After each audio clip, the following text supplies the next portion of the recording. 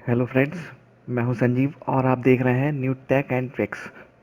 अगर आपने अब तक हमारे चैनल को सब्सक्राइब नहीं किया है तो प्लीज़ आप सब्सक्राइब कर लीजिए। इस वीडियो में मैं आपको बताने जा रहा हूं कि बैंक का जो फॉर्म होता है अकाउंट ओपनिंग फॉर्म, उसे हम सही ढंग से कैसे भरें। तो होता क्या है कि कई बार लोग फॉर्म में जो आप उन्हें भरना है वो भी भरते हैं और जो नहीं भरना है वो भी भरते हैं। तो चलिए यहाँ पर मैं आपको बताता हूँ कि मैंने इसको फॉर्म को हाईलाइट करा हुआ है। तो यहाँ पर आप देख सकते हैं कि जो ऊपर हमें दिख रहा है ये कुछ, इसको हमें नहीं भरना है। जो स्टार्टिंग जो हमें करनी है तो वो यहाँ से करनी है, टाइप ऑफ अकाउंट। तो यहाँ पर आप देख सकते हैं कि मैंने यहाँ पे टाइप में जो टिक मार्क किया है सेविंग को, सेविंग बैंक अकाउंट को, तो यहाँ पे मैंने इसे टिक किया है। और जो आपको नेम भरना होगा, नेम भरने के लिए थोड़ा सा आपको ध्यान देना होगा कि आप जो जो बॉक्सेस में जब जब भी आप भरें कुछ भी, तो उसे आप कैपिटल लेटर में ही भरें, जैसा आप यहाँ पर देख रहे हैं। और यहाँ पर एक चीज़ जो सबसे जो खास बात यहाँ पर है, कई बार देखिए यहाँ पर लिखा होता है कि यहाँ पे तो देखिए in the order of first. तो यहाँ पे लिखा हुआ है कि जो आपको नेम आप अपना देना है, कई बार यहाँ पे होता है कि किसी किसी फॉर्म में होता है फर्स्ट नेम दें, उसके बाद में लास्ट नेम और फिर आता है मिडिल नेम। तो इस बात का ध्यान रखें। इसमें तो फिलहाल फर्स्ट नेम दे रखा है, फिर मिडिल नेम दे रखा है, फिर लास्ट नेम दे रखा है। अगर कोई भी मान लीजिए यहाँ पे सिर्फ संदीप सक्सेना ही है तो सिर्फ हम यहाँ पर संदीप सक्सेना डायरेक्ट ही लिख सकते हैं। तो यहाँ पे देखिए सबसे जो मेल फीमेल के लिए यहाँ पे एक बॉक्स है, तो इसमें आपको जो जेंडर है वो आपको लिखना होगा। और इसमें जो आप देख सकते हैं कि डेट ऑफ बर्थ का जो फॉर्मेट होगा वो इस तरीके से होगा। कई बार लोग क्या करते हैं कि एक ही कॉलम में लिख देते हैं। मान लीजिए 10 है तो उन्हें एक ही कॉलम में 10 लिख दिया, तो वो गलत होगा। आप फॉर्मेट इस तरह से लें। और पैन नंबर देना है तो पैन नंबर आपको यहाँ पे देना होगा। कस्टमर आईडी में, अगर कस्टमर आईडी जो होती है वो बैंक की जो पासबुक होती है उस पर होती है, आपका अकाउंट नहीं है तो आपके पास में कस्टमर आईडी होने का सवाल ही नहीं होता। तो इसे आपको नहीं भरना है। तो इसमें देखिए ऑक्यूपेशन में आपको क्या करना है, जो भी आपका ऑक्यूपेशन है, मान लिया आप टीचर हैं, स्टेटस में आपको जगह का नाम देना होगा, आपकी इनकम बतानी होगी, और नेशनैलिटी में आप जो है आपकी वो यहाँ पे फिल करना है। और यहाँ पर आप देख सकते हैं कि जो फादर्स नेम में आप जो भी आपको नेम है फादर्स का वो आपको देना होगा।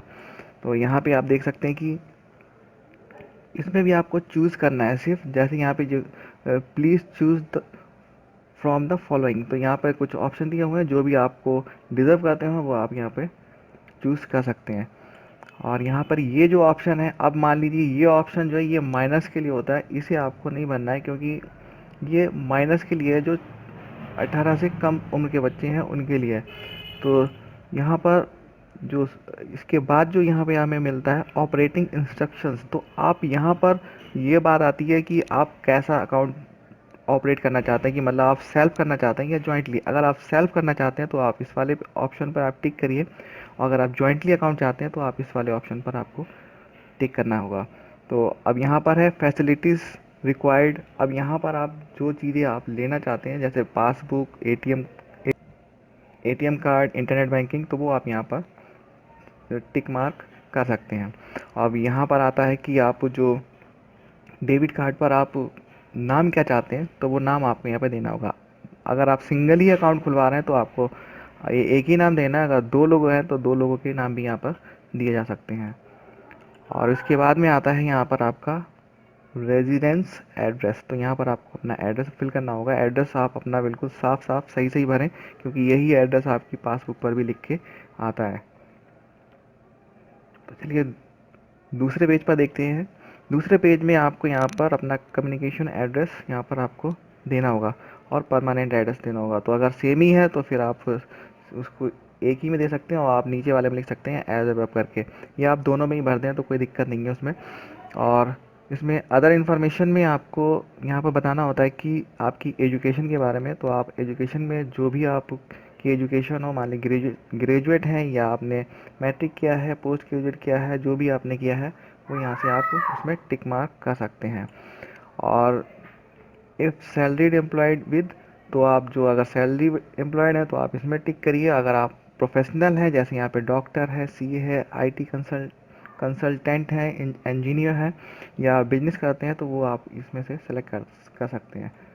यहाँ पर फिर आता है डिक्लेरेशन। डिक्लेरेशन में आपको दो ऑप्शन दिए होते हैं। इसमें यह पूछा जाता है कि आप किसी बैंक से कोई फैसिलिटी ले रहे हैं या नहीं ले रहे हैं। अगर ले रहे हैं तो आप नीचे वाला ऑप्शन है कि हाँ हम ले रहे हैं दूसरे बैंक से फैसिलिटी, और अकाउंट अगर आपका है तो आपको वहाँ यहाँ पर डिटेल देनी पड़ेगी। अगर आपके पास में कोई अकाउंट नहीं है तो आप पहला वाला ऑप्शन जो है वो आप टिक कर सकते हैं। और यहाँ पे जो इस पेज के जो दूसरे पेज के जो लास्ट में आपको यहाँ पर जो साइन करने होते हैं वो आप साइन यहाँ पर करें। चलिए तीसरे पेज की बात करते हैं। यहाँ पे तो तीसरे पेज में आपको यहाँ पर बताना होता है कि यहाँ पर आपको जो विटनेस होता है, कि विटनेस का मतलब कि किस जो व्यक्ति जिसका पहले से बैंक में अकाउंट हो वो आपका जो होता है वो इंट्रोड्यूसर बन जाता है कि हाँ हम इस व्यक्ति को जानते हैं, आप इसका अकाउंट खोल दीजिए। तो उसकी डिटेल आपको यहाँ पर भरनी होती है और उसके आपको यहाँ पर साइन करवाने होते हैं। और जो डिटेल है वो आप देख सकते हैं, इसमें अकाउंट नंबर और कस्टमर आईडी ये सब उसकी पासबुक पर आपको मिलेगा।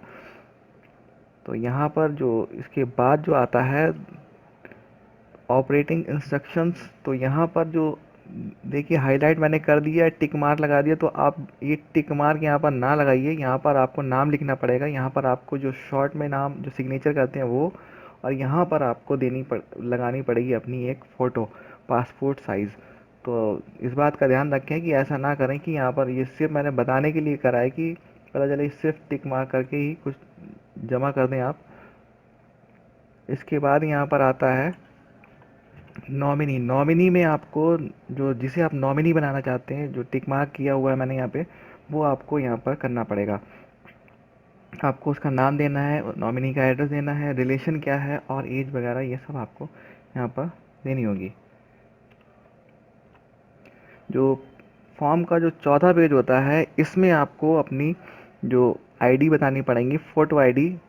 अब यहाँ पर टिक मार्क में आप ये मत करिएगा कि आप यहाँ पर ऐसे की ऐसी टिक मार्क लगा दें। आपको यहाँ पर अकाउंट जो उसका टाइप ऑफ डॉक्यूमेंट बताना पड़ेगा कि भाई डीएल है, आपका आधार है या आपकी वोटर आईडी है, तो वो आपको लिखना पड़ेगा, उसका नंबर लिखना पड़ेगा। आप यहाँ से देख भी सकते हैं फॉर्म में आपको दिया होगा कि जो लिस्ट है वो यहाँ पर फ़ोटो आइडेंटिफिकेशन डॉक्यूमेंट्स में आप ये लगा सकते हैं, और एड्रेस प्रूफ के लिए यहाँ पर ये आपको दिए हुए हैं, इन सबको आप लगा सकते हैं। और नीचे दिया होता है फॉर ऑफिस यूज़। अब कुछ लोग इसे भर देंगे तो फिर ये फॉर्म आपका रिजेक्ट हो जाएगा, फिर ये सबमिट नहीं हो पाएगा। तो इस बात का आपको ध्यान रखना है कि आप फॉर्म को सही से पढ़ें और सही से उसे भरें। तो इस वीडियो में इतना ही। अगर वीडियो पसंद आई हो तो आप लाइक शेयर करिए और कमेंट करिए कि आपको ये वीडियो कैसी लगी। अगर आपके काम की लगी तो आप लाइक ज़रूर करिए और आप हमारे चैनल को सब्सक्राइब करिए। तो इस वीडियो में इतना ही। Thanks for watching.